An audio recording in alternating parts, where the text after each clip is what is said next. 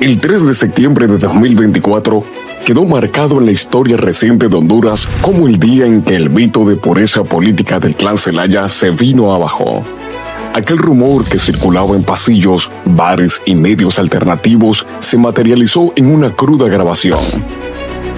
Carlos Armando Zelaya Rosales, conocido como Carlón, hermano del expresidente Manuel Zelaya y cuñado de la presidenta Xiomara Castro, aparecía reunido con un grupo de narcotraficantes. Las imágenes registradas en 2013 revelaban conversaciones de campaña, vehículos y una frase lapidaria que aún retumba: la mitad para comandante.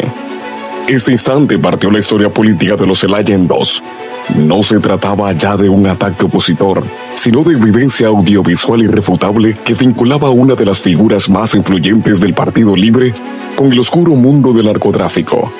Carlos Zelaya admitió ante el Ministerio Público la existencia de la reunión, intentando anticiparse al escándalo, pero negó haber recibido dinero. Como suele ocurrir en estos casos, la negación resultó insuficiente y poco creíble. Se denomina corrupción e impunidad en el país. La corrupción y la impunidad no tienen ideología, son ambidiestras. Lo realiza la derecha cuando está en el poder y lo realiza la izquierda cuando está en el poder. Y muy probablemente todo lo que en medio de ese espectro que he identificado se pueda denominar a través de cualquier partido político. Esa disfuncionalidad manifestada en una cuasi pensión que no es legal, tampoco es legítima. Y fíjese que al ciudadano y a su familia se le sigue brindando seguridad por parte del Estado en el lugar donde ellos habitan. Entonces, ahí es donde yo siempre expreso que en la práctica política hondureña, presumir que alguien en particular o alguna institución se baña en el río Ganges una vez al año, pues nadie puede presumir de eso, ¿verdad? El costo político fue inmediato y muy devastador. En apenas 3 días, Carlos Zelaya presentó su renuncia a la Secretaría del Congreso Nacional y a su curul legislativa, mientras su hijo José Manuel Zelaya, en ese momento ministro de Defensa, también dimitía. La crisis familiar y política arrastró consigo el capital más preciado que el Libre había cultivado durante más de una década: la autoridad moral con la que había construido su narrativa de refundación. La salida forzada de Carlón, sin embargo, no significó la desaparición de su poder. Aunque fuera del Congreso, siguió operando en la sombra, manteniendo vínculos con operadores políticos y redes dentro de instituciones clave. El Instituto de la Propiedad y el manejo de los fondos sociales del Congreso Nacional comenzaron a ser señalados como espacio donde su influencia persistía, demostrando que la caída pública no siempre implica la pérdida del control real. La ausencia de Carlón en la primera línea tuvo un efecto demoledor en el Congreso Nacional. Luis Redondo, presidente de ese poder del Estado, perdió a su principal negociador, y el oficialismo quedó sin un operador capaz de articular consensos. A partir de septiembre de 2024, el legislativo entró en parálisis. Bloqueos constantes, postergaciones de leyes clave y enfrentamientos entre bancadas se convirtieron en una nueva normalidad. El narcoideo no fue un episodio aislado, sino el inicio de la caída política de una familia que ya no puede presentarse como adalid de la transparencia. Lo que empezó con una grabación olvidada de hace más de una década, hoy se convirtió en un símbolo de la fragilidad del poder en Honduras y de cómo los clanes políticos terminan atrapados en las mismas redes que juraron combatir. Carlos Zelaya apareció en un video solicitando financiamiento. Él dijo que había caído en una trampa porque lo habían invitado, y dijo quiénes lo habían invitado. Además, él mismo renunció a su cargo de diputado. ¿Quién ha renunciado aquí al cargo de diputado? Nadie. Él mismo renunció al cargo de secretario del Congreso Nacional. Él mismo renunció a sus cargos que tenía en el Partido Libre. Él mismo ya no se presentó a ninguna planilla, simplemente para que lo investiguen, para que para que pueda ejercer la justicia. Entonces creo que este es un suficiente mensaje. Y además nosotros no fuimos como Juan Orlando, que defendió a Tony por amor a su hermano. No es que no le tengamos amor a Carlos. Claro. El escándalo, bautizado por la prensa como el narcovideo, coincidió con otros episodios que terminaron de hundir la narrativa del oficialismo. La denuncia del tratado de extradición con Estados Unidos y la imagen de José Manuel Zelaya Rosales, hijo de Carlón y Roosevelt Hernández, posando en Caracas junto al ministro de Defensa de Venezuela, Vladimir Padrino López, marcaron otro punto de quiebre. Para Washington, aquello no fue un simple gesto diplomático. Padrino López es señalado por el Departamento de Estado como pieza central del cartel Zelaya, una estructura criminal con alcance internacional. Lo que el gobierno de Honduras intentó presentar como un acto de soberanía, se leyó fuera del país como un intento desesperado de blindar a Carlón y justificar la cercanía del clan Zelaya con el chavismo y las redes del narcotráfico. La consecuencia fue doble. Dentro de Honduras, Libre perdió el relato de la refundación y se convirtió en un partido golpeado por la contradicción entre su discurso moralista y sus alianzas sombrías. Fuera del país, Estados Unidos endureció su postura, reclasificando a los carteles como organizaciones terroristas y señalando directamente la conexión de la política hondureña con el crimen organizado regional. Hoy, a un año exacto de aquella filtración, el eco de ese video de 2013 y la famosa frase "la mitad para comandante" siguen persiguiendo al clan Zelaya. Libre enfrenta una campaña política cuesta arriba, debilitado por la crisis económica, la inseguridad y, sobre todo, por la pérdida de su bandera moral. La refundación que alguna vez prometieron ahora se asocia con la corrupción y el narcotráfico. Yo creo que nuevamente están tratando de generar cortinas de humo. Ahora están pidiendo 5 meses más por el coronel general Romeo Vázquez Velázquez que por el Porquis. Otra cortina de humo más para desviar la atención de lo que realmente está pasando en el país, y es que ellos fracasaron como gobierno, fracasaron a nivel nacional, fracasaron aquí en la ciudad también, y quieren ver cómo desvían la atención, cómo desprestigian a toda la clase política para aumentar el abstencionismo, que la gente no salga a votar. Esperanzados de que en ese abstencionismo ellos logren quedarse en el poder, así como es una estrategia que usan en otros países donde está el Foro de Sao Paulo y tiene influencia Nicolás Maduro.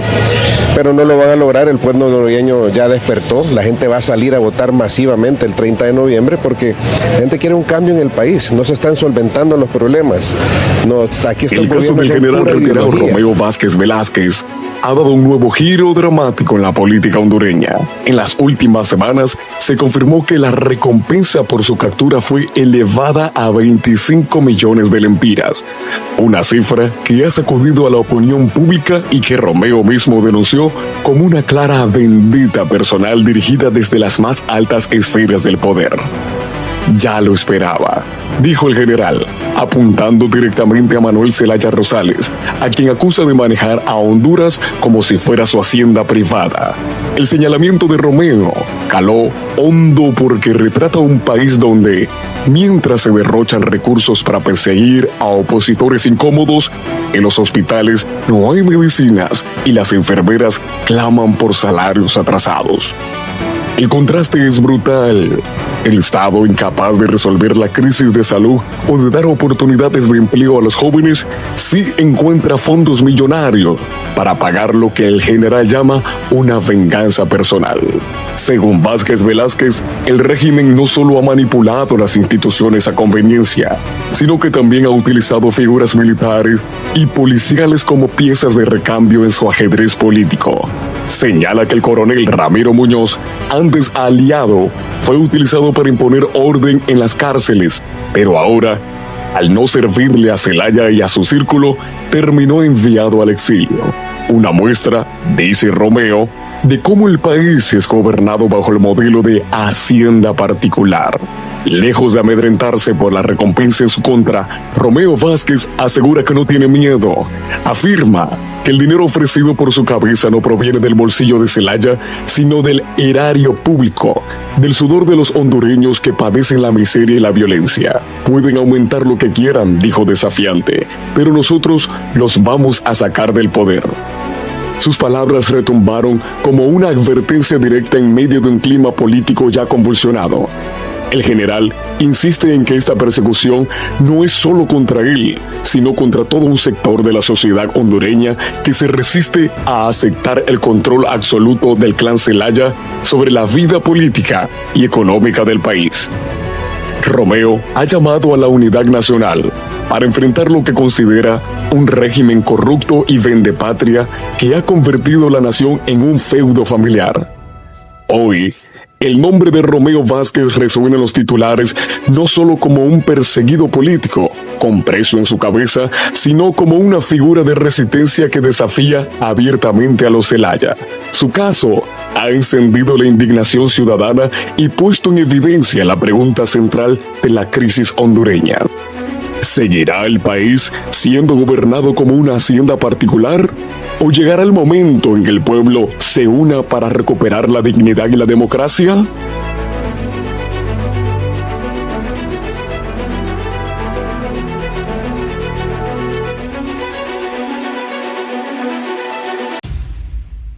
En una sala fría de una corte en Nueva York, bajo la mirada atenta de fiscales y jueces, Davis Leonel Rivera Maradiaga, el temido líder del cartel de los Cachiros, rompió el silencio que por años había mantenido sepultado entre sangre, cocaína y poder. Lo que reveló no solo estremeció los cimientos del narcoestado hondureño, sino que encendió una bomba de tiempo política, señaló directamente a José Manuel Zelaya Rosales, el expresidente de Honduras, como un mercenario del narcotráfico disfrazado de político. Mel no es un líder, es un narco vestido de patriota, dijo Davis, con la voz quebrada, pero cargada de furia contenida. Se reunió conmigo y con mi hermano en varias ocasiones. Siempre pedía favores, pero disfrazados de reuniones políticas. Según las explosivas declaraciones de Davis, esas reuniones con Zelaya y su círculo cercano no eran fortuitas ni diplomáticas. El Cachiro los describió como intercambios encubiertos, donde se negociaban rutas, protección y financiamiento para campañas políticas. Él sabía quiénes éramos y lo que hacíamos. Nos buscaba porque necesitaba dinero, y nosotros necesitábamos impunidad, narró Davis. Con cada palabra, el rostro de Zelaya se desdibujaba como el de un estadista y se reconstruía como el de un cómplice del crimen organizado. Los documentos presentados por la Fiscalía, respaldados con grabaciones secretas, dibujaron un vínculo turbio entre el expresidente y uno de los carteles más sanguinarios del país. Dinero proveniente del narcotráfico en mis 72 años de vida, escribió el expresidente Zelaya en la red social X. Manifestó que quien afirme lo contrario lo hace con un mezquino interés y está mintiendo. Mi vida de lucha junto a Xiomara en las calles por más de 44 años siempre será un testimonio moral y un ejemplo para las presentes y futuras generaciones, expresó Zelaya Rosales. En otro sentido, el exmandatario y ahora asesor presidencial mandó un mensaje a sus adversarios políticos. A mis detractores les advierto que pueden dar rienda suelta a sus ataques en las redes sociales o en los medios corporativos. Y agregó: no cambiaré mi compromiso con el socialismo frente a las políticas equivocadas e imperiales de Estados Unidos que se implementan en Honduras.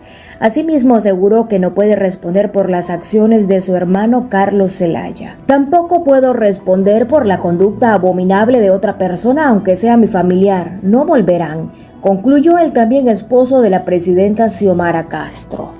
Un narcovideo publicado en medios internacionales muestra al exsecretario del Congreso Nacional Carlos Zelaya, quien es hermano de Mel Zelaya y cuñado de Xiomara Castro, en una reunión con narcotraficantes. Pero la conexión entre los cachiros y la élite política hondureña iba más allá de Mel.